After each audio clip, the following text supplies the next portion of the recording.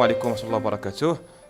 معكم المدرب الدولي الكوتش محمد الحرار، مدرب في التنمية البشرية ومعالج نفسي وكذلك أستاذ وكوتش في عدة ميادين. أول حاجة كنقول بأن الوقت ما بقى لناش، وهي كاينة واحد الاستراتيجية اللي كنسميوها الاستعداد الامتحان والوقت ضيق. وهنا عندنا ثلاثة ديال أنواع ديال التلاميذ. كاين النوع الأول اللي مازال ما استعدش كاع بتاتا، وكاين النوع الثاني اللي استعد ولكن مازال ما كملش الاستعداد ديالو كامل، وكاين النوع اللي كيشوف راسو انه مستعد. النصيحه ديالي ليهم بثلاثه ان حتى داك الشخص اللي مازال انه ما استعدش، الوقت راه باقي لك وباقي لك كافي. المشكل حنا ما عندناش في الوقت، المشكل اللي عندنا هو في التسيير ديال الوقت. يعني الانسان الا جلس مع راسو وقف وقفه رجل واحد وحاول يحط واحد الخطه ويقول ان كل وقيته شنو غادي ندير فيها. فمثلا غادي نقول انا غادي نفيق مع 8 ديال الصباح، مع 8 الصباح من 8 ل 10 غادي نراجع واحد الماده، غادي ناخذ من 10 ل 10 ونص واحد 30 دقيقه اللي غادي نرتاح فيها، نخرج للبانكو او نخرج للزنقه ونرجع عاوتاني مع 10 ونص ونخدم واحد الماده. كيعرف راسو ان خلال يوم واحد شنو اللي دار فيه.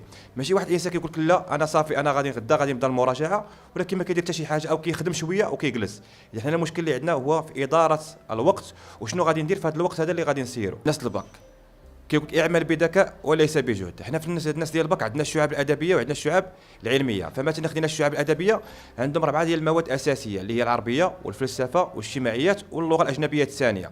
يعني هنا اول حاجه كيقلب على الماده اللي عنده فيها المعامل كبير وكيحاول انه يبداها. فمثلا خدينا الادبي كنلقاو ان عنده اللغه العربيه عنده المعامل ديالها 4.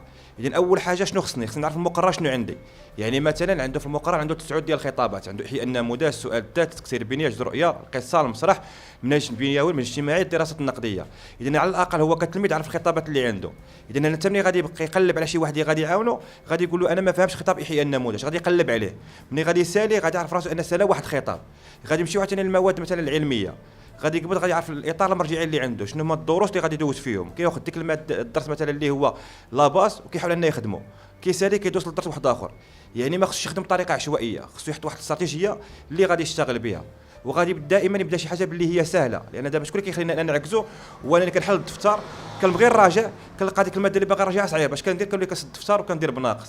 هي لا الا كان المط انا بالنسبه لي علمي والمط بالنسبه لي صعيب كنرجع للدروس القدامين وكنبدا بالساهل وكنبقى انا غادي وكنطلع في الصعوبه ديالها حتى كنضبط الماده ديالي. الوقت ملي قلتي لي مازال شحال الوقت باقي له وباقي له بكافي. دابا نيت حنايا راه دايرين واحد الاستعداد كنسميوه المعسكر التدريبي. هذا المعسكر التدريبي دايرينه في شهر، وبعض المرات كنديروا غير في 15 يوم او في اسبوع. يعني بعض المرات كنطلقوا حمله ديال اللي كنعاونوا فيها يعني التلاميذ ديال المغرب كاملين. برنامج كيكون مجاني غير عبر الواتساب، يعني غير عن التعليم عن بعد، وفي السيمانه وكيجيبوا لنا الناس 19 و18 و17. علاش؟ لان ما بقاش في الوقت، بقات في الطريقه ديال الخدمه. يعني انا واحد ملي غادي يجيني في اسبوع ما ندخلش معاه في التفاصيل الصغيره، كندخل معاه ديريكت شنو غادي يخدم في الطريقه اللي غادي يخدم بها. يعني شنو خص بحال دابا مثلا كنقول المواد الادبيه شنو غادي يدير لي في المقدمه، شنو غادي يدير لي في العرض، شنو غادي يدير لي في الخاتمه. وهنا اول حاجه اللي كنركز عليها وهي الثقه بالنفس. الواحد ملي كيدخل لواحد المعركه هو ما تيقش في راسو راه فاشل. راه كنلقاو بحال دابا حتى الملاكمين، يعني في فيستير اش كيدير؟ كيدخل كيدير كومبا كيغمض عينيه وكيبقى يتخيل راسو ان دخل الكومبا وان كيفاش طيح الخصم ديالو بالكاو.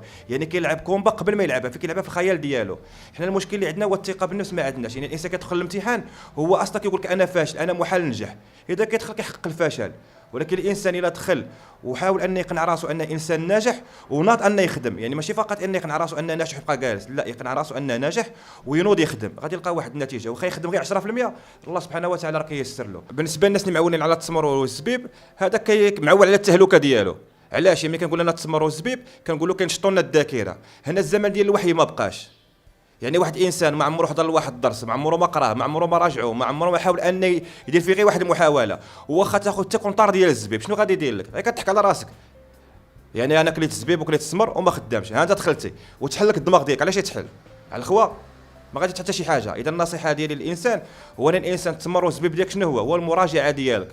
هو انك تنظم الوقت ديالك وتنوض تراجع. ديك الساعه اللي كنتي مراجع وخدام ناقصك جوج حويجات. ناقصك اول حاجه هي الثقه بالنفس ديالك، هذاك هو التمر.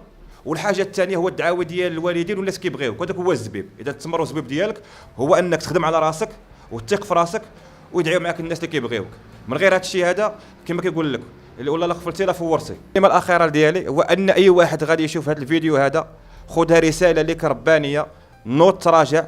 واي كلام كيقول لك والله لا نجحتي وما بقاكش الوقت، لوحوا من الدماغ ديالك ونوض تراجع، واخا يبقى لك غير نهار واحد. الله سبحانه وتعالى ولا الدين ديالنا كيقول لك دائما انك ما تيأش. راه الرسول صلى الله عليه وسلم وصى عليها كيقول لك ان قامت الساعه وفي يد وحدك بغي فتيله فليزرعها. اذا خذ انت بهذا المبدا هذا، يعني واخا باقي لك مثلا غير نهار، واخا باقي غير 4 سوايع، اي حاجه بانت لك راجعها، لعل وعسى ان ديك الحاجه انها تحط لك. اذا هنايا ثق في راسك، فانت ناجح الا بغيتي تنجح، وانت راك ساقط الا بغيتي تسقط. اذا نوض وخدم على راسك وتوكل على الله.